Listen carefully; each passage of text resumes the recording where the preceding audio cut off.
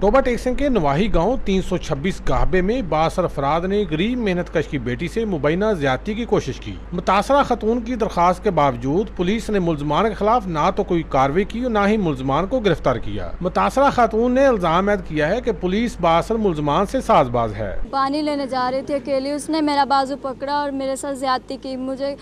मुझे खेतों की तरफ खींच के लेके जा रहा था। उसने मेरे साथ ज़बरदस्ती करने की कोशिश की, बहुत ज़्यादती की। फिर मैंने शोर डाला और सब लोगों ने आके मुझे छुड़ाया। और हम हर जगह पर गए हैं, हमारी कोई नहीं सुन रहा है।